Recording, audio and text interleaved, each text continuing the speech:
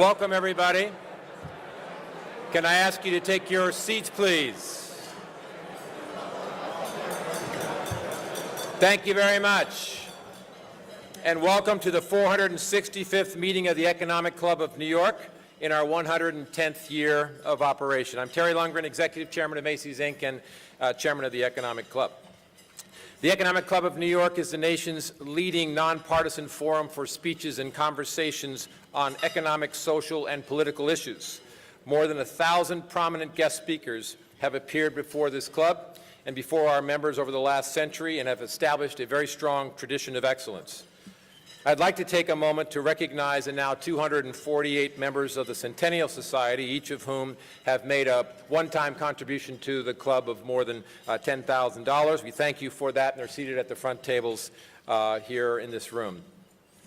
We also have with us today 5 of our 20 members of the 2017 Economic Club of New York Fellows program, our pilot class, which we are launching this year, which was funded by the support of that Centennial Society.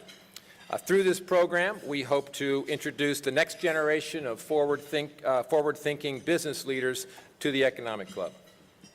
I'd also like to welcome the 3 tables of students who are here in attendance today from Fordham University, Columbia University, and the Economic Society of Baruch College, and that's also thanks to the generous support of our members.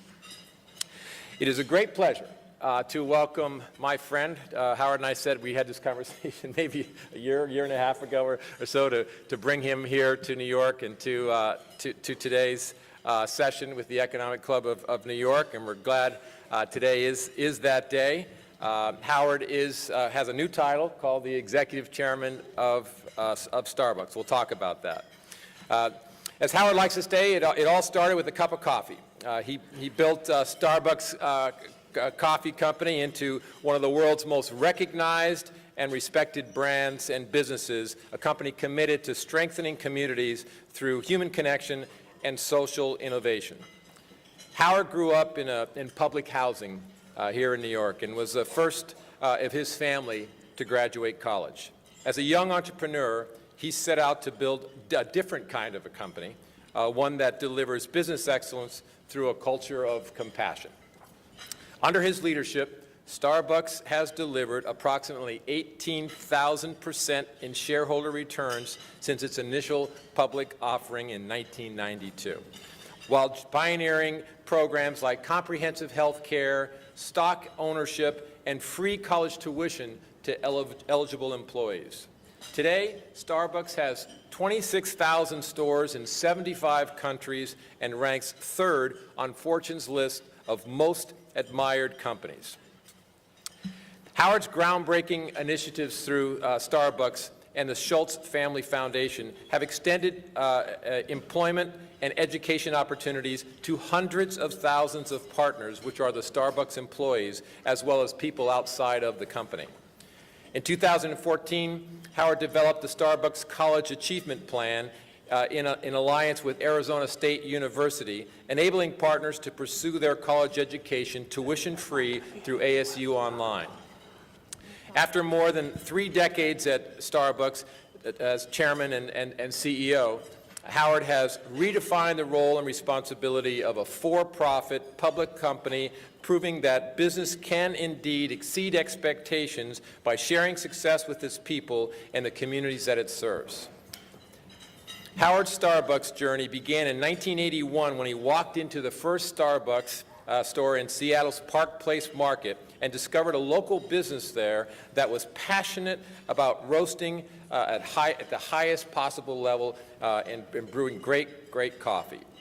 He moved from his native New York and joined Starbucks in 1982 as Director of Operations and Marketing.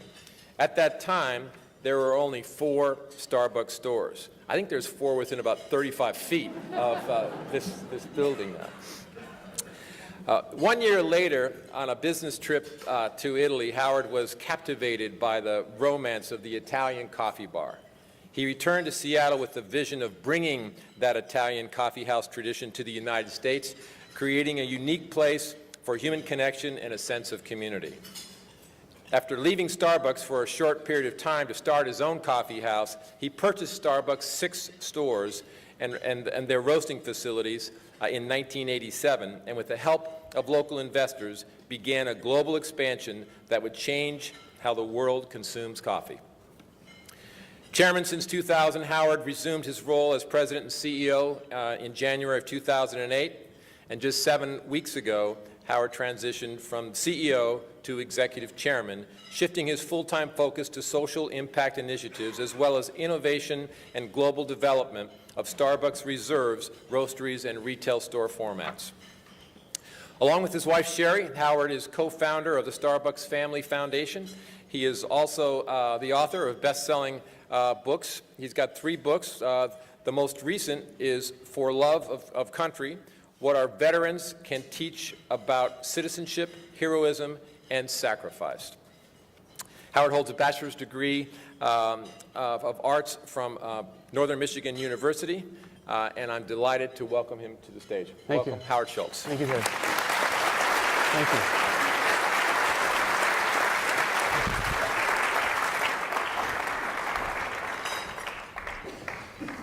You know, I think you just gave my entire Speech? biography. There's probably nothing more to say, but All right, let's go then. Let's eat our lunch. Now, actually, I've got quite a few things to dig into, and so let's get right in.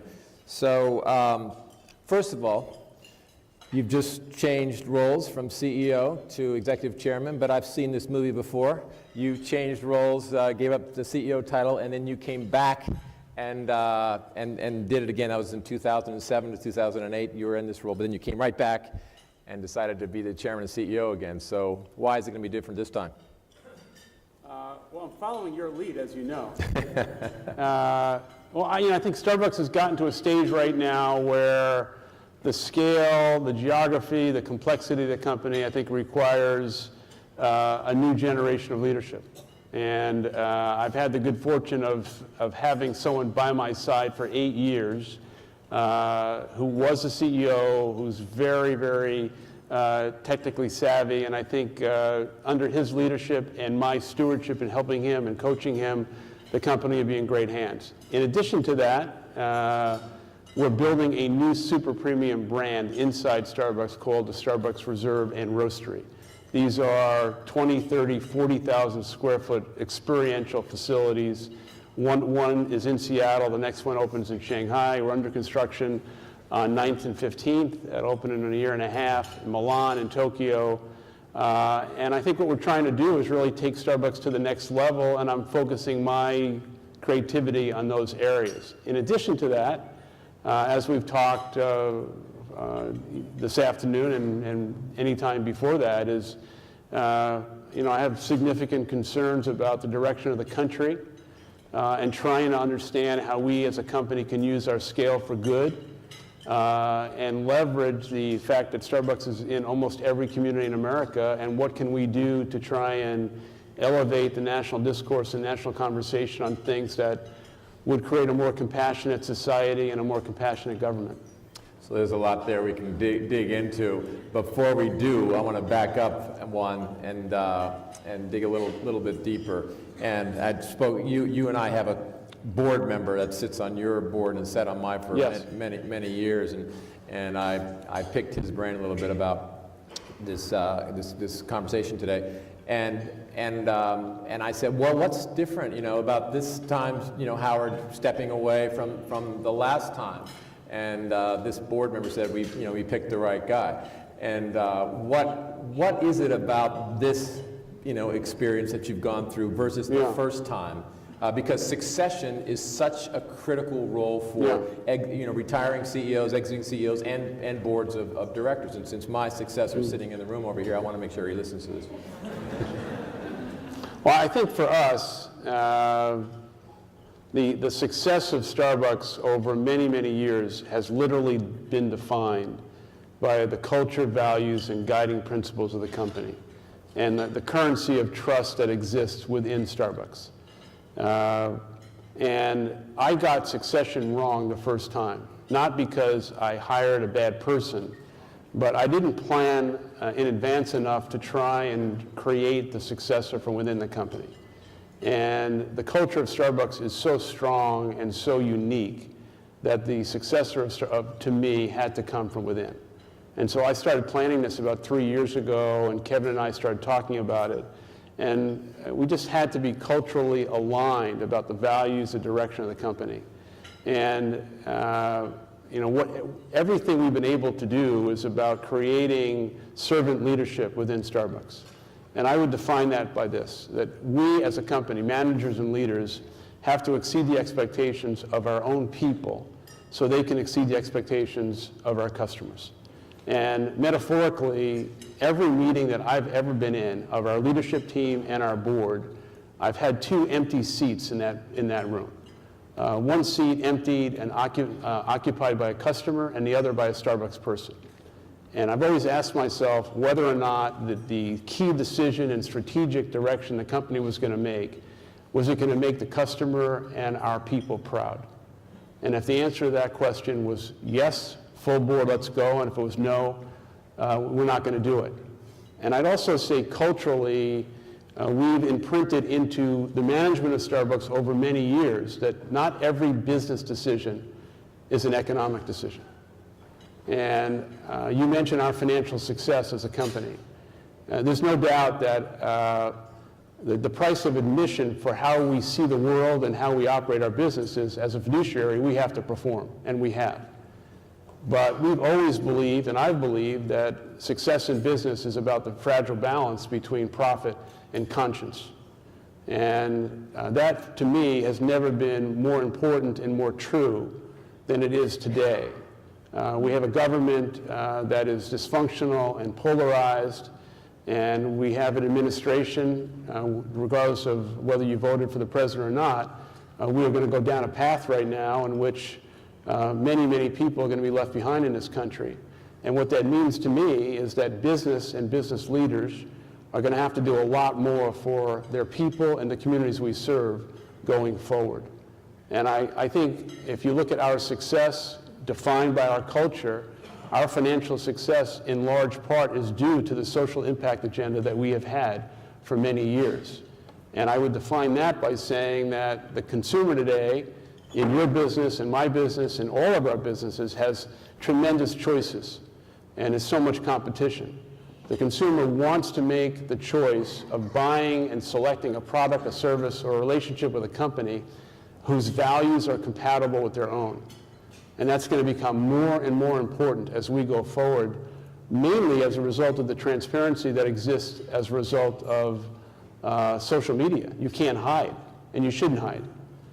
So the short answer to your question is succession at Starbucks has been defined by the cultural alignment that we need to have in the future leadership of the company. So you've gotten into multiple subjects off of that first question. Talk about you, and you're well known within your organization and outside of your organization as being a very transparent leader. It's on your mind, it's coming out, right? Yeah. And so you speak about these things. Does that get you in trouble sometimes when you speak on these subjects and you've got some of your employees agree with you, some of your employees may not, some of your customers agree with you, some of your customers may not? Does that get you into trouble when you're a publicly trading CEO of a big company? Well, I would say that leadership and moral courage is not a passive act. I think it's very easy to lead and be courageous when the wind is at your back, and very difficult when it's inconvenient. I want to be thoughtful, I want to be disciplined, but I want to be honest. And I think probably one of the undervalued characteristics of leadership is being vulnerable. And I want to demonstrate vulnerability through transparency to our people. But Starbucks has been accused at times of being a political arm of either myself or some role that we want to have in our society. We don't view it that way. We view it, we have a purpose, and I think every organization represented in this room has to be defined by its core purpose and reason for being. We view our core purpose and reason for being beyond our stock price and making money. And We believe that we have a social agenda and a social responsibility, and at times we've taken on issues, whether it's been race, guns. Obviously, you mentioned what we've done and what we've tried to do about veterans, opportunity youth. I mean, there's some very significant structural problems in the country, and I don't need to tell this audience that we are all assembled here today, and whether you are Republican or Democrat or voted for the president or not, we probably all can agree on one thing, that the country is drifting in a direction that we all need to be concerned about. And in the interest of being transparent and saying something that might be controversial, I would say that the country is in need of an economic, a cultural, and a moral transformation. So some of the subjects you've touched on, let's talk about some of those. So open carry was one of those. Yes. And I recall at that time you taking a stand on that subject. Sure. And having some pushback in states like Texas Right. who wanted to push back, and it may have created a problem for some of your employees. Well, so Starbucks is not against the Second Amendment, and either am I, but we have a law on the books in 46 out of 50 states in the country, which has been labeled as open carry. I don't know if many of you are familiar with the fact that in 46 out of 50 states you can walk anywhere in any public space with a gun on your person and walk into a Starbucks store with it. And we found ourselves in a situation where after Sandy Hook, people were beginning to literally walk into our stores with guns. And one day in San Antonio, somebody walked in with an AK-47. And I just felt, I think this is a time where we need to have a little bit of common sense and sensibility about this is not the appropriate issue to try and challenge. We're not challenging the Second Amendment or open carry. We just don't think it's the right place. And so we tried, and we were successful in being able to raise the national conversation around that, and that turned out well for us. But I think what we're really talking about is being principled, and sometimes being principled is not convenient. And just the last one issue, you touched on it too, was race relations. Yeah. And you took a stand on that Yeah. subject. You're just going to bring up every controversial issue today, aren't you? I want to make it interesting Terry, for you. off stage, Terry said this is going to be so easy, you know? Well, the issue of race, let's see. We had a situation at Starbucks at the time that Ferguson and Oakland and Staten Island and Cleveland was going on, where, and this had never happened before in the history of the company, where a white customer in a southern state refused to be served by a black barista. And when that was brought to my attention, I decided that this was an opportunity to try and elevate the conversation inside our company. And so Starbucks every single quarter has town hall meetings, and I scheduled an unscheduled town hall meeting. No one knew what the subject would be, and we talked about race. And in that conversation, it was clear to me that we had a lot to learn from each other, and that there was a lot of pain, a lot of shame, and a lot of unconscious bias that we all have. And as a result of that, we went around the country and we had open forums in about 12 markets, including Ferguson. In Ferguson, a young man, African American, stood up and he said, "I'm 18 years old and I don't think I'm going to make it to 19. And when you're in these meetings and you're in front of people and you hear something like that, the question for all of us would be, well, what should I do once I'm exposed to this kind of language and concern? And we decided that we should not be a bystander, that we should try and elevate the national conversation. So we created the Race to Get Together campaign. And unfortunately, within hours of launching that, and we learned a valuable lesson, it was basically hijacked on social media, and we lost the narrative. If you ask me today, in my almost 40 years of being at Starbucks, what am I most proud of? I would put that almost at the top of the list, that we had the courage to raise the issue and discuss race in our country. And I think we all need to recognize that there are things going on in America today that if Martin Luther King and Bobby Kennedy and LBJ, when he signed the Civil Rights Bill, if they all saw and witnessed what's happening, and if you read the book Just Mercy by Brian Stevenson, there's a lot of issues here that I think are not being discussed at the national level. And again, this goes back to what is our collective responsibility as citizens, as businesses and business leaders to elevate these conversations and not ignore them. Because we certainly have a problem in America that is as significant today, in my view, as it was in 1968 with regard to race relations. Well, I credit you for taking it as public as you did. I think many companies in this room had these sessions internally with their employees, and we did raise the conversation, and it was uncomfortable, but it was an education process that we all needed. So, but I give you credit for taking it to a much broader scale. Talk about the third place. Tell me about, that's an easy one, so there you go. Okay, now we're going to get into it.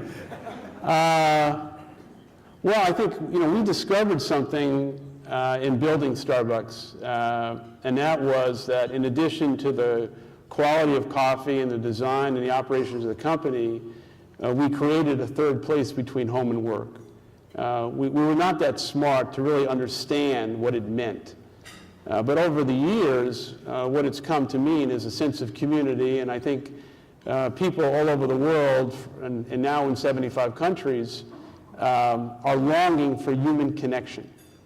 I would even go as far as to say that there's a growing concern, not an epidemic, but a concern in the country around loneliness, about isolation. And one of the benefits of your business and our business is that we do bring people together. And the third place, the sense of community and the sense of humanity, has been a major source of the development of the company and why Starbucks has succeeded. People said we would never succeed in China, in Japan, in India, all these places, and yet there's universal acceptance to the Starbucks experience because basically we all want the same thing. We want to be respected and dignified as customers, as employees, and we've tried to elevate a deep sense of humanity in everything we do. I've seen it take place in my own Starbucks and watched. When you go out to dinner in New York City, you rarely see a person sitting by themselves. But when you go to Starbucks, you often see individuals sitting by themselves. And over time, those individuals get to know one another because they're coming at the same approximate time. And so you're creating a new community. Yeah, exactly right.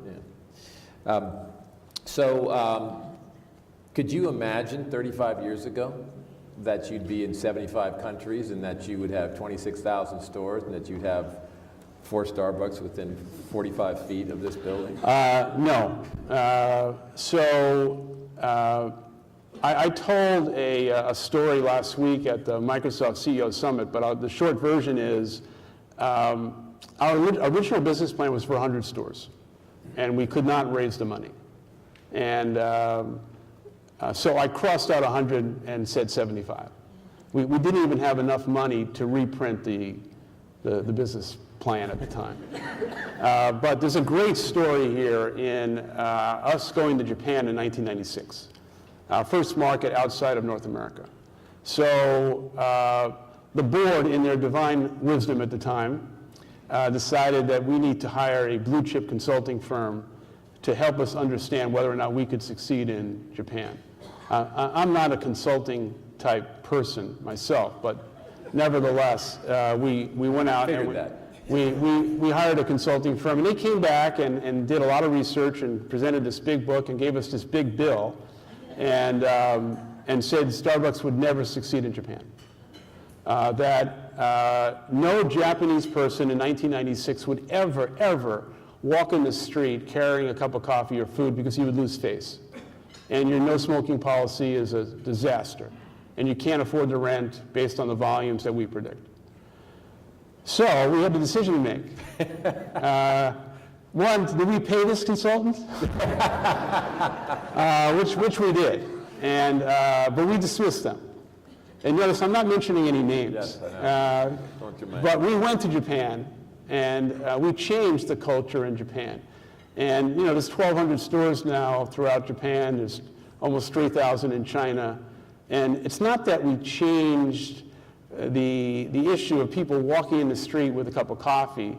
What we brought to these markets was, as you described, a sense of community, a sense of place, and a set of values, a set of guiding principles. I was in Japan, I was in China just recently, where we announced something that was groundbreaking.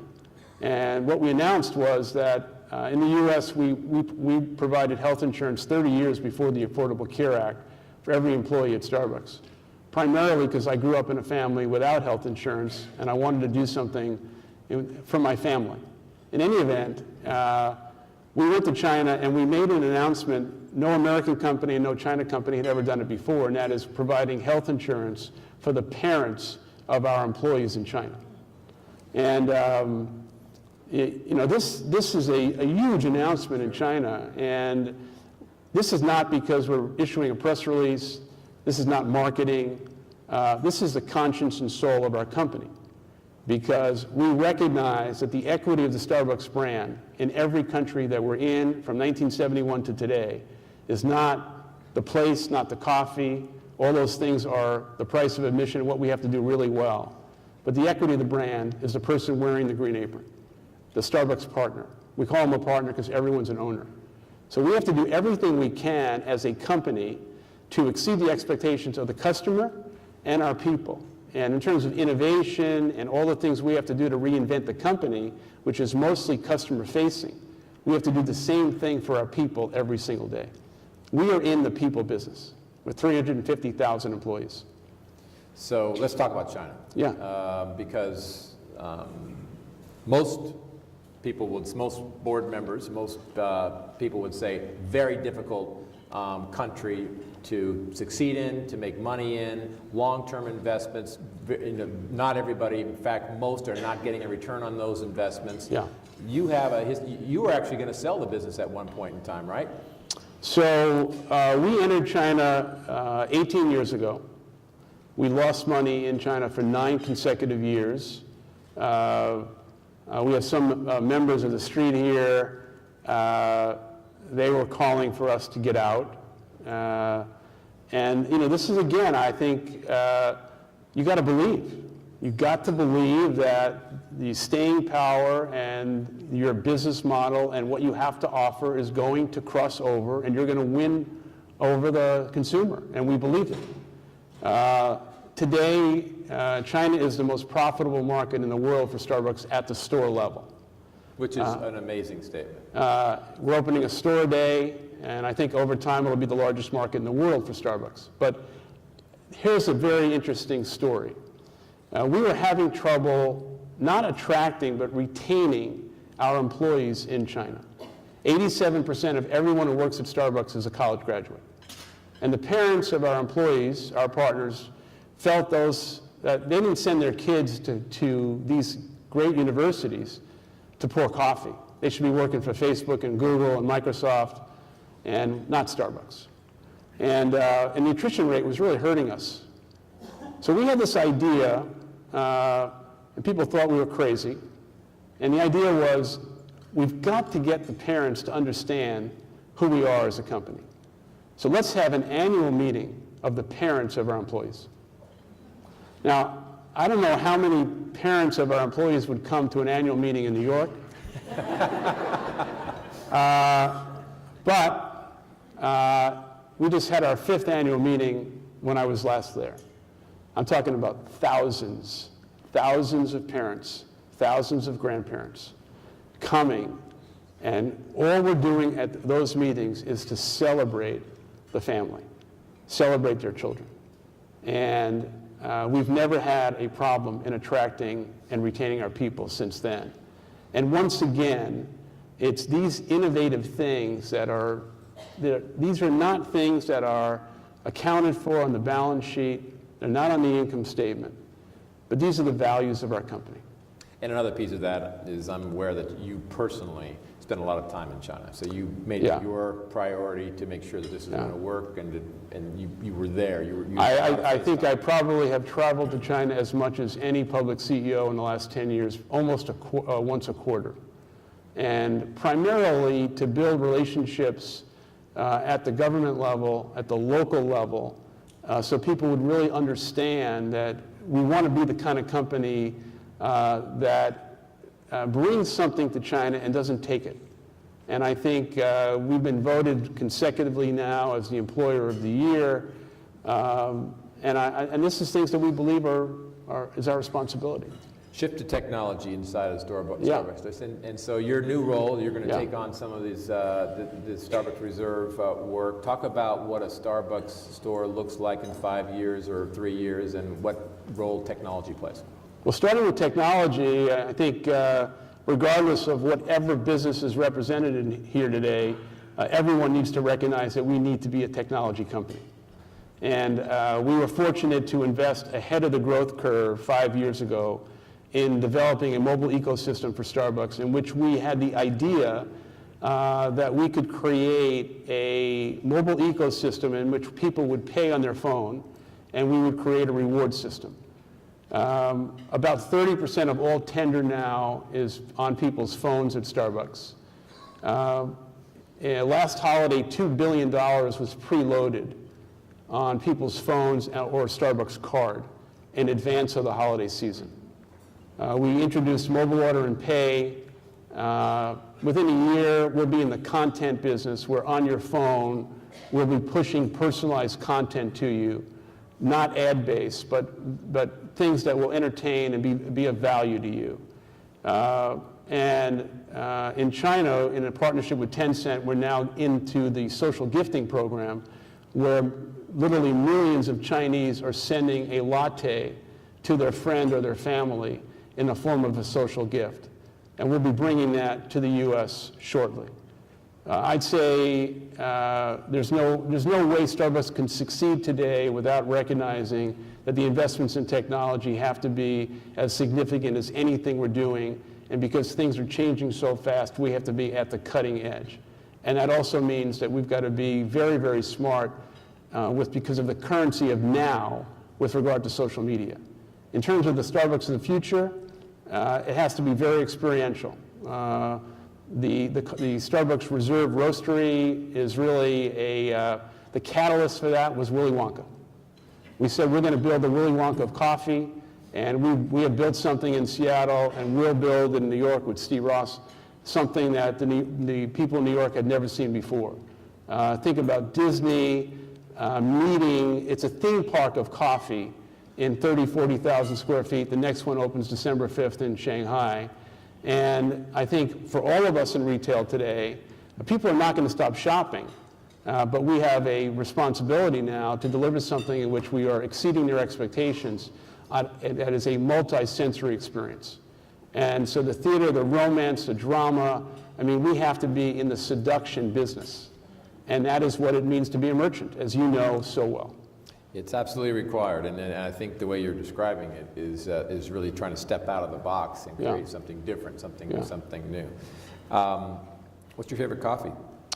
Aged Sumatra, which is coffee that's pre-aged for about 3 to 5 years and produces a very earthy taste. Where do I get that?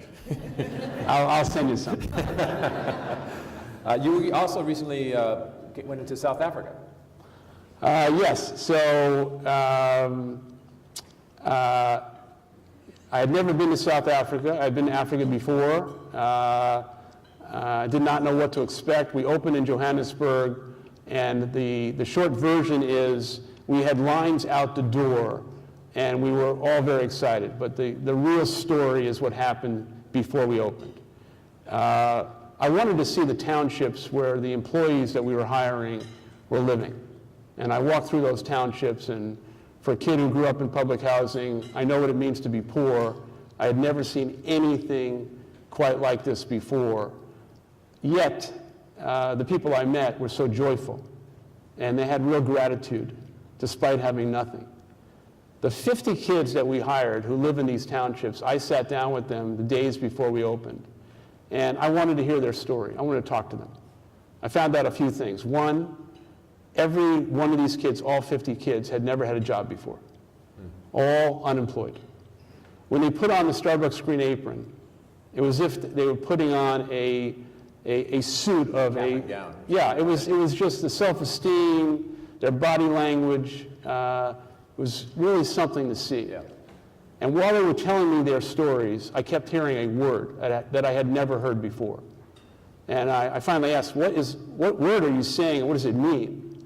And the word was Ubuntu, U-B-U-N-T-U. It's a word that Mandela used many, many times. And when I asked what it meant, they couldn't wait, almost in unison, to say, it means, I am because of you. I am because of you. Wow. So here's these young kids who are teaching me a lesson about humanity. And I gave the commencement address to, as I said, about 30,000 people last week in Arizona, at Arizona State University. And I talked about Ubuntu. This is a time in the world where I am because of you needs to be kind of threaded to, we need to be for each other. And I think the world really needs to hear that word and understand that message. And I think it's unfortunate that we've lost someone like Mandela who could spread that word to the world today. Great give back for those individuals in the townships that Starbucks Yes. are giving jobs. Talk about activist investors. You like them? Oh, I love them. I don't want to invite anyone in, but we have the good fortune of never really have had a activist investor. Although whenever I've seen Carl, I always look the other way, just to make sure he doesn't know who I am. But again, what are we talking about? We're talking about there are bad actors and companies that whose governance leaves a lot to be desired, that needs transformation and probably needs someone to come in and make things right. But the majority of companies like Macy's, like Starbucks, and many companies that are represented here, are the good guys and do the things the right way. And so, I witnessed something 2 years ago where one of my closest friends, someone you know, Mike Ullman, who ran JCPenney for many years, found himself in a situation where very unfairly and very unjustly, he was being accused of something that was not right.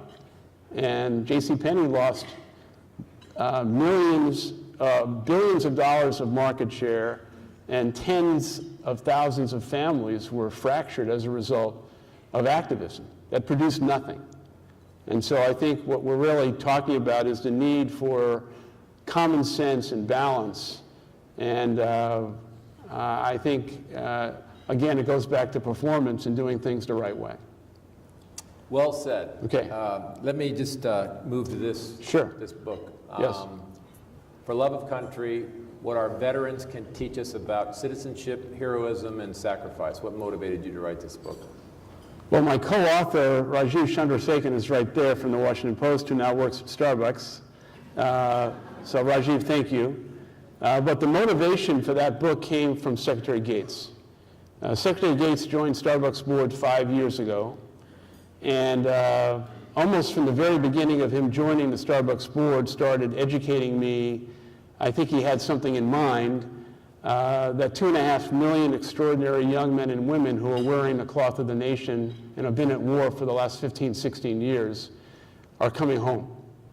And they're coming home to a country in which 99% of America has not had any skin in the game.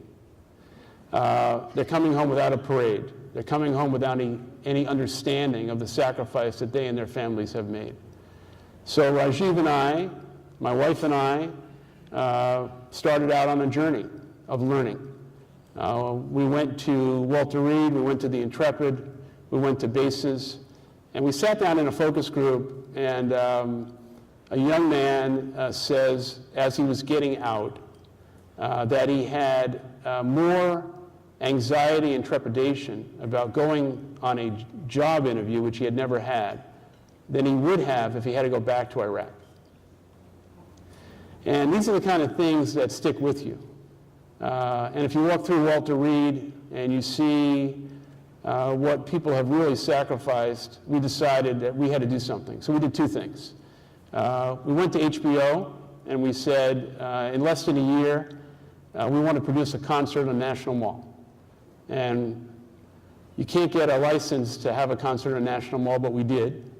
And we had 800,000 people. Every celebrity we asked, HBO broadcasted it in Starbucks, Jamie Dimon, Richard Plepler, and I produced something that was extraordinary. And then Rajiv and I wrote this best-selling book, and again, trying to raise, again, the national dialogue, national conversation on the awareness of what it means to wear the cloth of the nation. And unfortunately, the majority of the American public did not have any engagement, not have any knowledge of what these young people had done and what they had sacrificed. That's why we wrote the book. There's a particular story that moved me about a gentleman by the name of Bill Krisoff, who was a successful physician, lost his son, and decided to take it upon himself to leave his successful work and go serve the country. Well, Dr. Kristoff was younger than President Bush at the time, and when he lost his son, asked President Bush to help him get a waiver because he was denied. President Bush helped him get the waiver, and he went back in his early 60s as a surgeon to honor his son and save thousands of lives. And that is one of the stories in the book, and one of the extraordinary stories we heard, which were many, that Rajiv found along his way. Last question. Any other lessons learned that you would like to share with us? Any do-overs that you would like to have if you could wind the clock back? Oh, I think there have been many, many lessons. I think the most important lesson I'd say in building our company is to over-communicate. I think we tend as men, to not be vulnerable, to kind of not demonstrate a level of sensitivity sometimes that's required for people to understand what's really going on in the company. And what I mean by that specifically is if you're going to try and lead an organization, there has to be a very high degree of transparency. And many, many times, as CEO, you've got lots of information. And I think we are conditioned sometimes not to share that information, that perhaps people won't understand, or perhaps it's a secret. And I think one of the great lessons is if you really want to transform an organization, the currency has to be trust and confidence, and the culture has to be a level of understanding that we're all in this together. We've got to be facing the same direction. We've got to lock arms, and we're going to all share this information so that we know what's at stake. I don't think you can ask people to take it personally if they don't have the same information you have. I think there have been many times along the way where we held information back, and I think over the last few years, the culture of the company has been complete 100% transparency, where everybody understands what's going on, what's at stake, what we're trying to do. I think the other thing is you tend to chase a lot of rabbits, and what I mean by that is less is more. Focus your energies on what is really, really important, and don't get intoxicated and seduced by the next shiny toy. Because it's very, very easy, especially when you're a marketer and you're creative and you're innovative, and there's lots of people bringing you things that you think could be the next big idea. Generally speaking, it's not one thing that gets you in trouble, and it's not one thing that makes you successful. It is an array of activities that all comes together like a symphony. And when companies are in trouble, they're looking for that silver bullet that's going to get them out of trouble. It's not one thing. And when you're successful, it's not one thing. And I would say the great lesson of Starbucks in 2008 is that our great success up to then was extraordinary, where everything we did turned to gold. But our success turned into hubris. And we weren't as hungry, and we weren't as challenged. And we became full of ourselves, we became undisciplined, and the company lost its way and almost lost everything as a result of a self-induced disease, which was hubris. And that'll never happen again at Starbucks, but success can be a damaging force if it's not managed properly, because people tend to believe that that you are entitled to it. And one of the great lessons is success is not an entitlement. It has to be earned, and earned every single day. Great talking with you, Howard. Thanks for all of your great Thank you, comments. thank you, thank you, thank you, thank you, thank you.